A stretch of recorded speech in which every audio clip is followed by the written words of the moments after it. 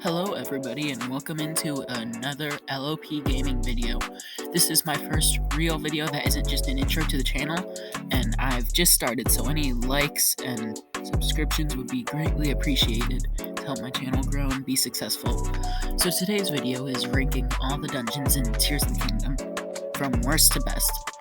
So I thought first I'd identify what a dungeon is, because there's a lot of dungeon-like areas in this game, but I've decided that there are 7 main dungeons.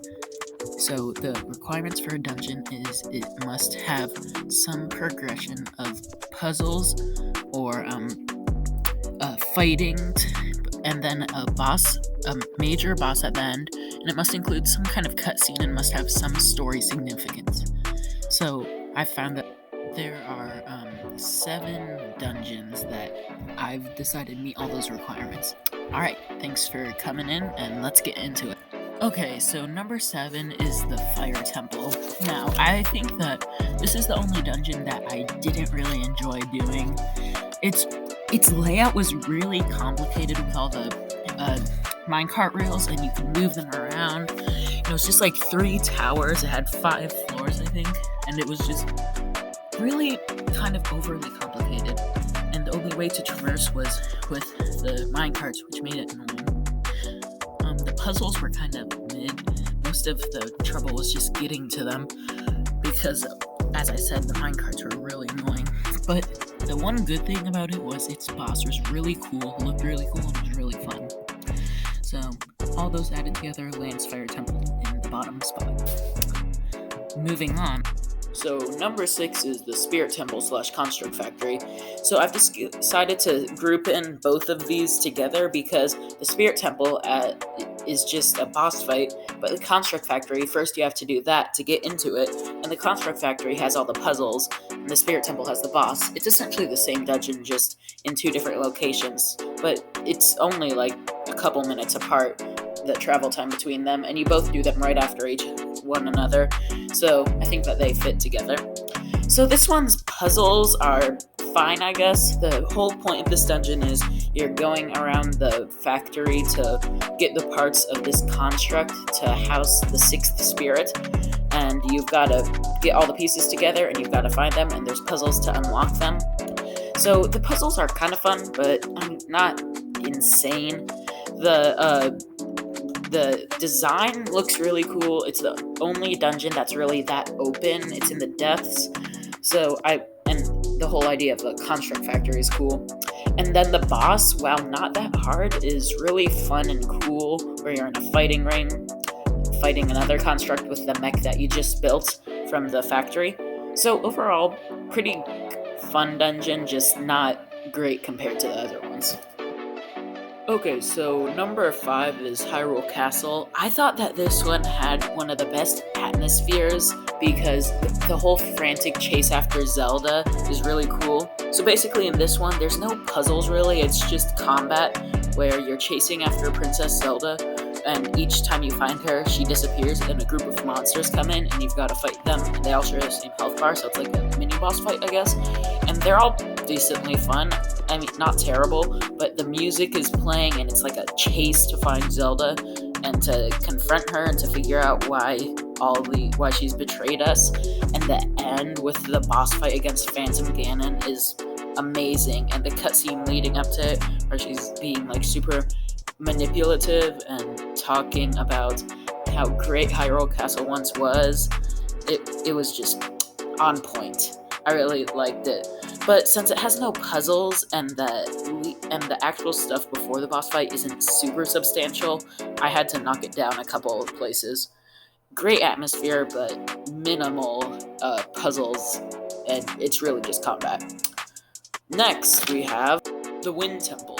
So this one's build-up was really good, like finding Tulin, your companion for this one, in the caves, and then doing this massive platforming section up to it. And then you make it to this giant ship that was, just really cool looking. The atmosphere, as it being this windy, cold atmosphere, I think that works really well too. The puzzles, once again, They do a good job to introduce like the whole design of there being 5 or 4 main objectives before you take on the boss. I think it does a good way to introduce that, since this is what most people are going to be doing as their first temple. Its boss, well, it looked really cool. I thought it was really easy, Colgera, and I thought that it could have had just more health at taking more hits to take down, but it looked really cool and fit in well. So overall, pretty good, just the boss was a little lacking. Okay, so now we have the Lightning Temple. I thought that this one had probably the best build-up, except for our number 1 spot. The part where you defend Gerudo Village from the swarms of Gibdos was insane, really cool, kind of like a tower defense thing almost. And you got to post soldiers at different places. I thought that was just amazing. And the temple itself, with all the light puzzles, was really cool. And I thought that its boss was probably the best of the first 4 dungeons. Queen Gibdo, she was difficult, but not to the point where it felt unfair. And the second phase, though a little annoying, the enemy span, helps make it a bit more challenging. But overall, pretty good dungeon. So number 2 is the Water Temple. I thought that this one was so cool. The build-up with the little sludge-like mini-boss, and then the platforming section with the low gravity was so cool. Its design I really like, with the blue marble flooring and walls, and the kind of just overall aquatic fish design was really cool. How it only had 4 objectives, so it didn't feel too long, was nice too. And Sidon was a really good fighter. He's probably the strongest fighter, even though his ability isn't that good. He was a nice help. And the only negative I can say, the boss was a little annoying to fight because of all the sludge that slows you down, but I thought its design was really cool, with the little octopus guy who hops into this big shark made out of sludge. It was a fun boss fight, except for the sludge that slows you down. But overall, a really great dungeon.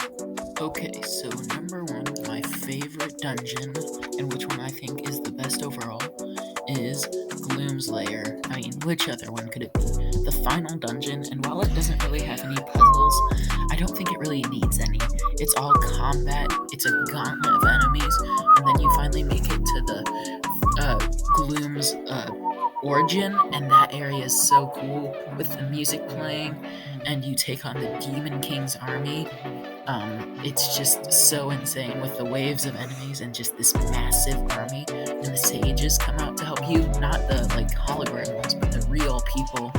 They come out to help you take it on, and then the final boss is just insane. Ganon's first form, not that hard, but when he flurry rushed my attack, or not flurry rushed, perfect dodged my attack, that was insane, such a cool surprise. The second form, where the health bar grows way off, really cool.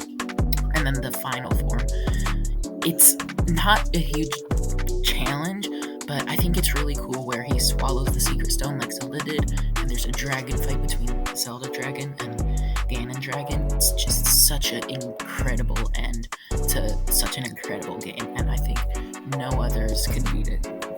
That is my favorite and what I think is the best dungeon in this game. Alright, thank you guys so much for watching, and that was my ranking of all the dungeons in Tears of the Kingdom. Please like, and if possible, subscribe. It could really help me, so I can grow as a channel and hopefully become successful. But thank you guys so much for watching, and shout out to Gamer Pillar and Beard Bear for providing gameplay footage that you saw in this. They're really good for walkthroughs and such, so be sure to check them out. Well, thank you guys so much, and see you next time on LOP Gaming.